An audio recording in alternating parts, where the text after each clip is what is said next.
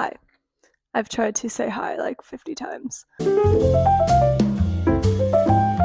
Welcome back to my channel. If you're new here, my name is Kait. I run a small clothing brand called Minigru Studios. I knit and crochet, but I also am learning how to sew right now. So if you're looking for tutorials or process videos, or if you're just looking for someone to hang out with while you create, then make sure you hit the subscribe button and turn on notifications so you know when I post. And since it's been warming up, I've been really thinking about more crochet projects. I'm just in a crochet mindset right now. So I decided that I want to make a skirt. Like always, I don't really have a plan. If you've watched my other videos, you kind of know that.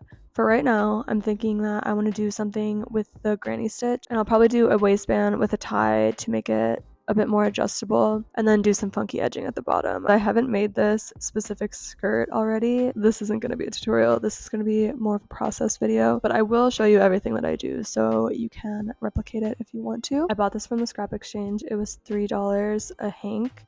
It's the Berroco Vintage yarn in the color 5187. And like I said, I got really lucky. I didn't just get one, I actually found 4 hanks. I'm thinking the 6mm will give the best look, so we're going to start with that and see how it goes. I think the first thing I'm going to do is the waistband. I wanted to remind you guys that with every project I do, I'm always learning new techniques. So I always try to include the stuff that I'm learning. I rarely have it all figured out. I'm honestly a pretty basic crocheter. A common issue when crocheting is when you're starting with your foundation chain. If you're just doing a long chain and then you're going to crochet into that, it can feel really tight. So to combat that, you can do a chainless foundation to start. I'll link the video down below that I'm learning from, and I'm going to be doing the half double crochet one for the waistband. So I took my waist measurement. I'm just going to use that technique until I reach the length of my waist. For the stretchy foundation chain, the first thing you want to do is make a slip knot, and then you're going to want to chain 2 stitches.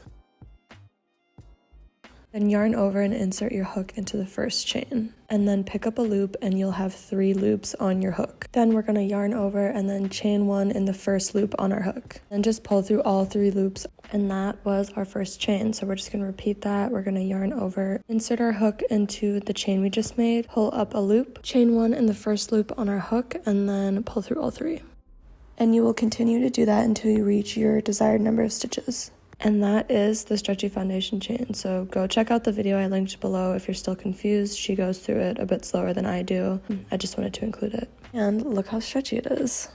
Finished my foundation chain, so I want to make note that I did 68 stitches. And here I am just joining the 2 ends with a slip stitch, and then I start my half double crochets.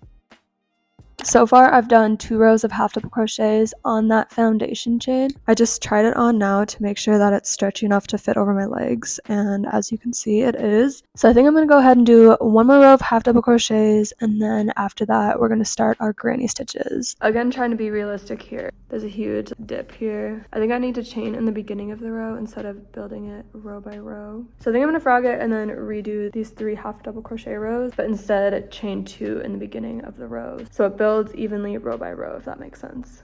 And now we're going to start our granny stitches. So the first thing we want to do at the beginning of the row is chain 2, and then we're going to finish off that cluster with 2 double crochets. Then we'll chain 1 and then skip 3 stitches. And then in that 4th stitch we will do another granny cluster, so 3 double crochets.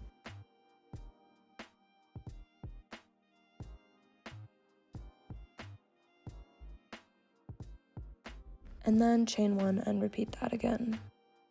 And this is why we want to work in multiples of 4, so we can have evenly spaced granny stitches. And then we're just going to do that all the way around for the first row. Alright friends, I'll be honest with you, I've been trying a ton of different things to kind of shape the skirt the way that I want to. I've filmed like every single version of this, but I keep frogging it and restarting. I've just transitioned into freehanding it. There's not really like a set pattern or anything. I'm kind of just shaping it as I go along. I'm going to see what I can do tonight and then check back in tomorrow and then kind of explain what I did.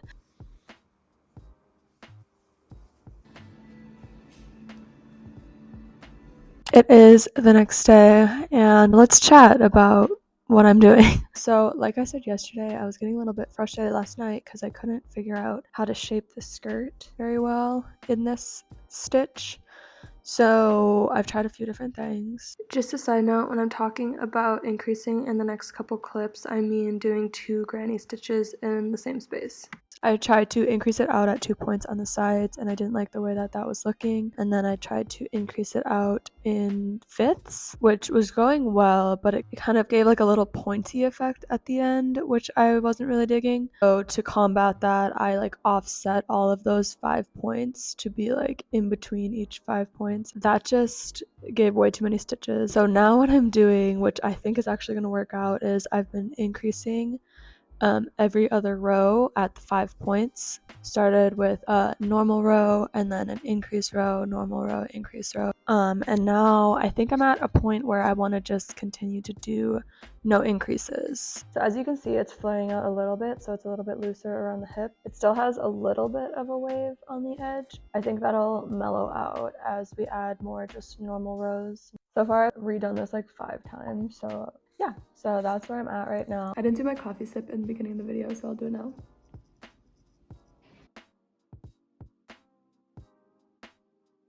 I'm rotting away at my desk right now. I've been sitting here crocheting for a couple hours now. And I haven't made that much progress, but so you see how it flared out a little bit on the sides, and now it's kind of like chilling out. So I've done 7 rows of just straight normal rows, no increases, and that's kind of how it's taking shape. So I'm thinking that it's gonna actually turn out pretty good. So I'm just gonna keep on going. I just wanted to check in really quick with you guys.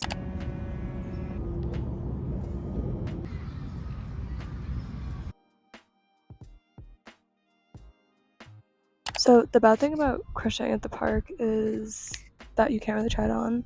Yeah, I'm just gonna have to try it on when I get home. It's not a huge issue. I'd rather crochet here and then have to frog it than just crochet at home. Alright, I'm back from the park and I wanted to show you guys the progress that I made so far. So it's definitely a wearable length right now, but I'm gonna make it a little bit longer. And since it's the granny stitch, there's holes, so it's a bit see-through. You can always just wear it over a swimsuit or something. I still think it's really cute. It is still pretty short for my liking, so I'm gonna add a few more rows, but I'm loving the shape of it, especially because I went through like 5 or 6 different trials to try to get this shape. And it actually is working out perfectly, so I'm glad that I frogged it and went through the process, or else I don't think I would have been this satisfied. I love the amount that it flares out. It's not too much, it's not too little. I really don't like bodycon things. I don't think they're flattering on me at all. So this is like the perfect amount of flare. I'll let you know how many rows of just normal non-increase rows I did. Then after that, we'll move on to the edging. All right, just checking in. So I finished the skirt. The only thing I need to add is the edging still. This is what it looks like. It's measuring out to be around 13.5 inches, and the decorative edge is probably going to add about a 1/2 inch, so keep that in mind. So now we're going to add the border and then finish up the skirt. So my best friend Shay gave me this for my birthday, so I'm going to use this simple chain one. It's just going to be 2 rows around doing a lot of chains, so I don't think it should take that long. And that's going to be the last step in our skirt. I'm so excited. I'm going to wear it out today because it's like 80 degrees. So, and I also want to mention that I'm going to size down a hook. I don't really know how to explain why. I think it just will look better if I don't want it to flare out even more, but we're going to see if it works. If it doesn't, then we'll just switch back to the 6mm. At the beginning of the row, you're just going to chain 1 and then single crochet back into that same stitch. Then after that, you will chain 5.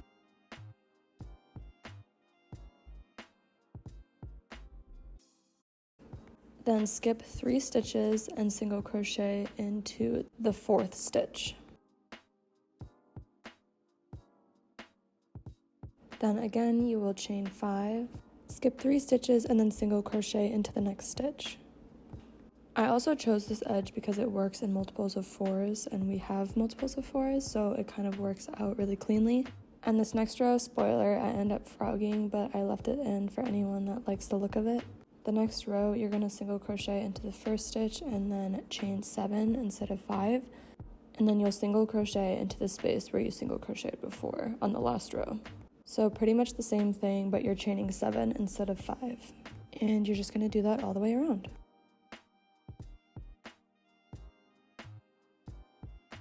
Okay, I finished the edging, but I'll be honest, I'm not really digging it that much. I personally kind of like the way it was before, so I'm gonna frog it. So I actually only frogged the chain 7 row, but I left the chain 5 row, if that makes sense. So omit that last row that I did.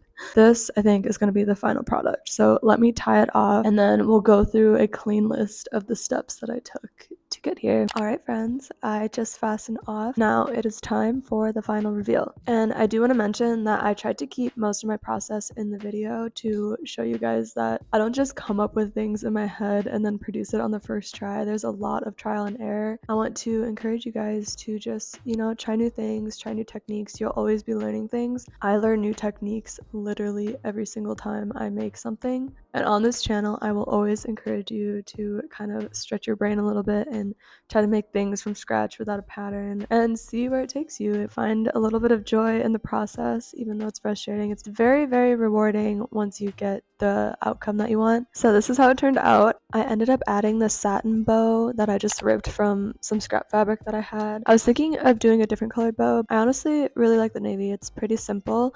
And it keeps the piece very simple, which I noticed when I was styling it. It's just kind of a staple. It adds to an outfit, but it's not like too in your face, which is kind of cool to have different pieces in your closet like that. So yeah, it's simple. It's nothing crazy, but I really love the shape of it and the way that it turned out. I feel like a lot of crocheted skirts are very straight. It took me like 6 tries to get it to be the shape that I want it to. And as always, I'll take a little bit of time here to go through all the steps that I did. The first thing that I did was I took the measurement of where I wanted the skirt to sit on my waist, and that gave me my waistband measurement. So I chained 68 stitches using the stretchy foundation chain method. That was that new technique that I learned. I really, really encourage you to try it. It's honestly awesome. But you can size up or down depending on your size or where you want it to sit on your body, but make sure that it's a multiple of 4. So after the waistband, the next row is going to be where you start your granny cluster stitches, which is why you wanted to do it in a multiple of 4, because you do the granny stitch and then skip 3 and then another granny stitch. And then the row after that, you're going to be increasing at 5 points. Mine wasn't divisible by 5, so I kind of had to play around with the ratio a little bit. I'll put the diagram of what I drew out on my piece of paper. I alternated normal rows and increased rows every other 4 times. So 4 sets of an increased row and a normal row. Then I just did 14 regular rows, no increases. And then the last row was that decorative edge kind of. And I ended up frogging the second row that I showed you guys. That is all that I did. And I do think this skirt is a really good intro into making other skirts. My next skirt like this that I'm going to make, I'm probably going to do a bunch of different colors. I also do want to make a longer skirt. I'm sorry this wasn't a very clear tutorial, but I hope that it helped you or inspired you in any way. If you enjoyed this video, give it a like and subscribe if you want someone to hang out with while you make things. If you want to keep up with what I'm doing or making, you can follow me on Instagram at minigru.studios. And if you make a skirt like this, please tag me or send me a photo. I love seeing everything you guys make. Leave a comment on this video of anything that you're excited to make for the springtime. I love hanging out with you guys, so I just want to say thanks for hanging out with me today. See you in the next one. Bye.